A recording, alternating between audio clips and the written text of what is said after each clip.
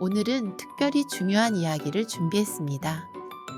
최근 병원을 가시면 의사 선생님께서 꼭 물어보시는 질문이 있죠. 혈당은 어떠세요? 이 질문 그냥 지나치기 쉽지만 사실은 우리 건강에 가장 중요한 신호입니다. 실제로 65세 이상 어르신 10명 중 3명이 당뇨병을 앓고 있습니다. 그리고 절반 가까이는 당뇨병 직전 단계에 계세요. 하지만 걱정하지 마세요. 오늘 제가 알려드리는 방법들을 실천하시면 충분히 건강하게 관리하실 수 있습니다. 지금부터 65세 이후 당뇨병을 예방하고 관리하는 실전 가이드를 쉽고 명확하게 알려드리겠습니다. 주변에 당뇨병으로 고민하시는 분들이 계시다면 이 영상을 꼭 공유해주세요. 작은 실천이 누군가의 건강을 지킬 수 있습니다. 왜 나이가 들면 당뇨병이 생길까요? 당뇨병은 혈액 속 포도당, 즉 혈당이 과도하게 높아지는 상태를 말합니다. 우리 몸은 음식을 먹으면 포도당을 에너지로 사용하는데요. 이때 인슐린이라는 호르몬이 포도당을 세포 안으로 운반하는 열쇠 역할을 합니다. 문제는 나이가 들면서 이 인슐린이 제대로 작동하지 않거나 충분히 만들어지지 않는다는 겁니다. 특히 65세 이후에는 3가지 변화가 동시에 일어납니다. 첫째, 근육량이 자연스럽게 줄어듭니다. 근육은 혈당을 소비하는 중요한 장소인데 근육이 줄면 혈당이 쌓이기 쉬워져요. 둘째, 활동량이 감소합니다. 움직임이 줄면 에너지 소비가 줄고 당연히 혈당 조절도 어려워집니다. 셋째, 췌장의 기능이 약해집니다. 인슐린을 만드는 공장인 췌장이 노화하면서 생산량이 떨어지는 거죠. 국내 통계를 보면 충격적입니다. 65세 이상 어르신의 당뇨병 유병률은 28%로 일반 성인의 2배 수준입니다. 당뇨병 전 단계까지 포함하면 어르신 절반 가까이가 혈당 관리에 빨간불이 켜진 상태입니다. 하지만 여기서 중요한 건 이 숫자들이 무섭다고 포기하라는 게 아닙니다. 오히려 지금부터라도 관리하면 충분히 예방하고 조절할 수 있다는 희망의 메시지입니다. 당뇨병, 왜 위험한가요? 당뇨병이 무서운 이유는 단순히 혈당이 높아서가 아닙니다. 혈당이 오랫동안 높으면 우리 몸의 혈관들이 서서히 손상됩니다. 마치 녹슨 수도관처럼요. 그 결과 눈에서는 망막병증으로 시력을 잃을 수 있고 신장에서는 심부전으로 투석이 필요해질 수 있습니다. 심장과 뇌로 가는 혈관이 막히면 심근경색이나 뇌졸중으로 이어질 수 있어요. 특히 노년층에서는 이런 합병증들이 동시다발적으로 나타나기 쉽습니다. 하지만 반대로 생각하면 혈당만 잘 관리해도 이 모든 위험을 크게 줄일 수 있다는 뜻입니다. 혈당 관리의 첫걸음은 내 몸의 상태를 아는 것입니다. 3가지 수치만 기억하세요. 첫 번째, 공복혈당. 아침에 일어나서 아무것도 먹지 않은 상태로 측정한 혈당입니다. 공복혈당은 가장 기본적인 검사이면서도 가장 중요한 지표입니다.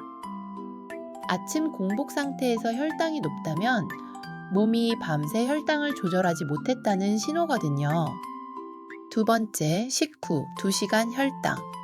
식사를 시작한 후 정확히 2시간 뒤에 측정한 혈당입니다. 식후 혈당은 우리 몸이 음식을 얼마나 잘 처리하는지 보여줍니다. 식사 후 혈당이 급격히 치솟는다면 인슐린이 제대로 작동하지 않는다는 뜻이에요. 세 번째, 당화혈색소. 최근 2에서 3개월 동안의 평균 혈당 상태를 보여주는 수치입니다. 이 수치가 중요한 이유는 하루하루 변동하는 혈당이 아니라 장기적인 혈당 조절 상태를 보여주기 때문입니다. 현실을 직시해야 합니다. 안타깝게도 국내 당뇨병 환자의 약 4명 중 1명만이 당화혈색소를 잘 관리하고 있습니다. 당뇨병이 있다는 걸 알고 있는 분들도 67%에 불과하고 실제로 치료를 받는 분들은 63% 정도입니다. 이 말은 무엇일까요? 많은 분들이 당뇨병을 가지고 계시면서도 모르거나 알면서도 제대로 관리하지 못하고 계신다는 뜻입니다. 하지만 오늘 이 영상을 보시는 여러분은 다릅니다. 지금부터 제가 알려드리는 방법들을 실천하시면 수치를 정상 범위로 되돌리거나 유지하실 수 있습니다. 이제부터가 가장 중요한 부분입니다. 내일부터 바로 실천할 수 있는 생활습관 변화에 대해 말씀드릴게요. 첫 번째, 식사 습관. 복잡한 칼로리 계산은 필요 없습니다. 대신 접시 분할법을 기억하세요. 화면에 보이는 것처럼 접시를 나눠서 채우는 겁니다. 이 방법은 농촌 지역 고령 당뇨 환자들을 대상으로 한 연구에서도 실천 가능성이 높다고 입증됐습니다. 식사 속도도 중요합니다. 빨리 먹으면 혈당이 급격히 올라갑니다. 한 끼를 최소 20분 이상 천천히 씹어 드세요. 젓가락을 내려놓고 씹는 것도 좋은 방법입니다. 실제로 같은 음식을 먹어도 천천히 먹으면 혈당이 안정적으로 올라가고 포만감도 더 오래 지속됩니다. 두 번째, 운동 습관. 대한당뇨병학회가 노년층을 위해 특별히 제안한 337 운동법을 알려드립니다. 세 종류의 운동을 각각 3가지 이상 동작으로 7일 동안 매일 조금씩 하는 겁니다. 한 번에 2시간 운동하는 것보다 매일 30분씩 꾸준히 하는 게 훨씬 효과적입니다. 만약 무릎이나 허리가 불편하시다면 실내에서 의자에 앉아서 할 수 있는 운동부터 시작하세요. 하루 30분 걷기만으로도 인슐린 저항성이 개선된다는 연구 결과가 많습니다. 산책하듯 가볍게 시작하세요. 세 번째, 체중과 복부둘레 관리. 체중계 숫자에만 집착하지 마세요. 더 중요한 건 복부둘레입니다. 내장 지방이 쌓이면 인슐린 저항성이 높아져 당뇨병 위험이 커집니다. 실제로 당뇨병 전 단계에서 체중을 5에서 10%만 줄여도 당뇨병 발생 위험이 크게 감소한다는 연구 결과가 있습니다. 예를 들어 70kg이신 분이라면 3.5에서 7kg만 줄이면 됩니다. 한 달에 1kg씩만 줄여도 충분합니다. 네 번째, 금연과 절주. 담배와 술은 혈당뿐 아니라 고혈압, 고지혈증까지 악화시켜 심혈관 질환 위험을 높입니다. 특히 노년층에서는 이런 위험이 더 빠르게 나타납니다. 금연은 당뇨병 관리의 필수 조건입니다. 지금 당장 시작하세요. 보건소에서 무료 금연 프로그램을 운영하고 있습니다. 음주는 가능하면 완전히 끊는 게 좋지만 어렵다면 일주일에 2회 이하, 한 번에 소주 1에서 2잔 이하로 제한하세요. 다섯 번째, 정기적인 검진과 기록. 혈당 체크, 체중, 허리둘레, 혈압을 주기적으로 기록하는 습관을 들이세요. 작은 수첩이나 스마트폰 메모장에 기록하는 것만으로도 관리 효과가 2배 이상 높아진다는 연구 결과가 있습니다. 기록을 보면 어떤 음식을 먹었을 때, 어떤 활동을 했을 때 혈당이 어떻게 변하는지 패턴이 보입니다. 이게 바로 맞춤형 관리의 시작입니다. 65세 이상 어르신들은 젊은 사람들과 다른 특별한 주의가 필요합니다. 첫 번째, 저혈당 위험. 노년층에서 가장 조심해야 할 것이 바로 저혈당입니다. 혈당이 70 이하로 떨어지면 어지럼증, 식은땀, 손떨림, 심하면 의식을 잃을 수도 있습니다. 특히 걸음이 느리거나 시력이 약하신 분들은 저혈당 상태에서 넘어져 골절로 이어질 위험이 큽니다. 저혈당을 예방하는 방법을 알려드립니다. 식사를 거르지 마세요. 특히 아침 식사가 중요합니다. 약을 복용하신다면 정확한 시간에 정확한 용량을 드세요. 외출 시 사탕이나 초콜릿을 항상 챙기세요. 저혈당 증상을 느끼면 즉시 단 음식을 드시고 앉아서 쉬세요. 두 번째, 근육량 저하와 골 감소증. 나이가 들면 근육이 자연스럽게 줄고 뼈가 약해집니다. 당뇨병이 있으면 이 과정이 더 빠르게 진행됩니다.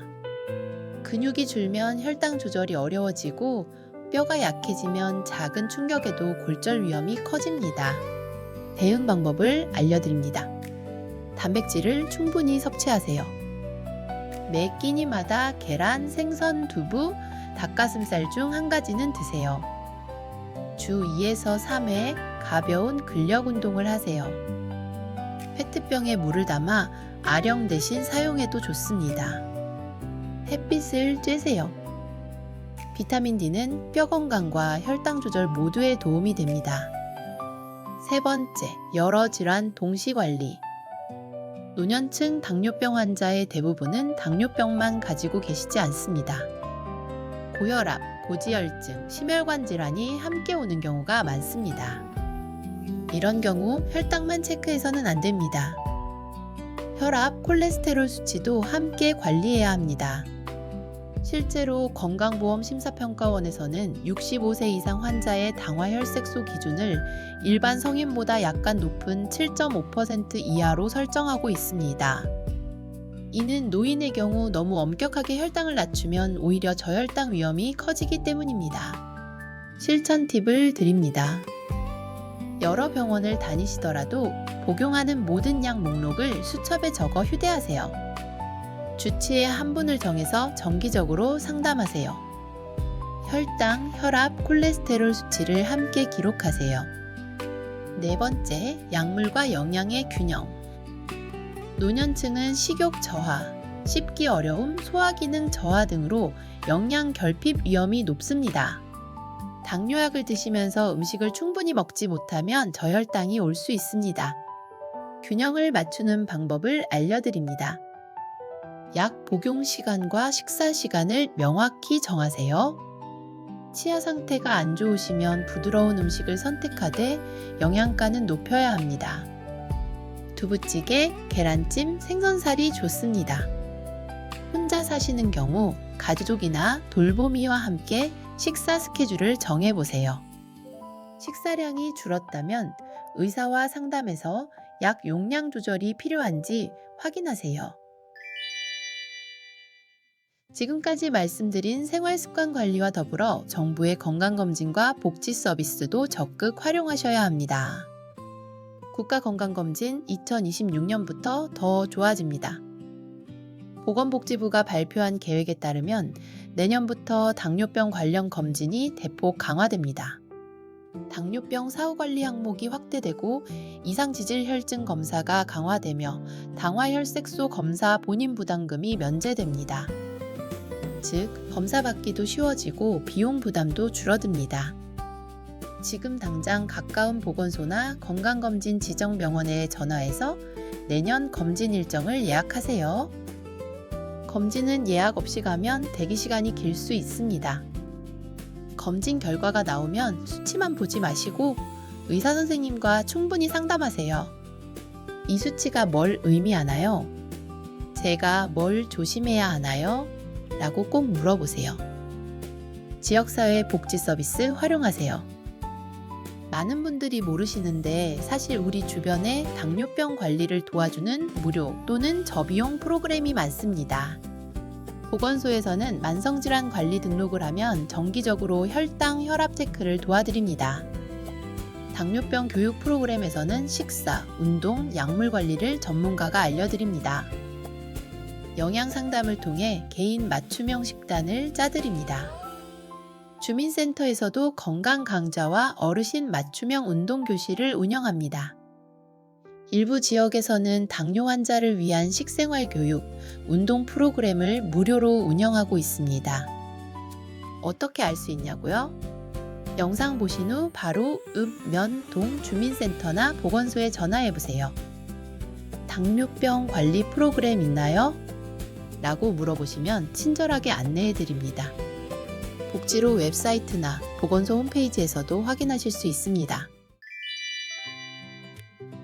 오늘 긴 시간 함께 해주셔서 정말 감사합니다. 오늘 알려드린 내용을 정리하면 크게 세 가지입니다. 첫째, 생활습관 변화입니다. 접시 분할법으로 식사하고 337 운동법을 실천하고 체중과 복부 둘레를 관리하고 금연과 절주를 실천하고 정기적으로 기록하세요. 둘째, 노년층 특수 관리입니다. 저혈당을 주의하고 근육과 뼈 건강을 챙기고 여러 질환을 동시에 관리하고 약물과 영양의 균형을 맞추세요. 셋째, 검진과 복지 서비스입니다. 내년부터 달라지는 건강검진을 활용하고 보건소와 주민센터 프로그램을 이용하세요. 이 세 가지를 따로 보면 하나하나 막막해 보일 수 있습니다. 하지만 함께 보면 당뇨병 관리의 완성형 루트입니다. 오늘부터 바로 시작하세요. 거창하게 생각하지 마세요. 오늘 저녁 식사부터 접시를 반으로 나눠보세요. 내일 아침 10분만 밖에 나가서 걸어보세요. 수첩 하나 준비해서 오늘 혈당 수치를 적어보세요. 그리고 보건소에 전화 한 통 해보세요. 이렇게 작은 실천 하나하나가 쌓이면 3개월 후 여러분의 혈당 수치는 분명히 달라져 있을 겁니다. 당뇨병은 무서운 병이 아닙니다.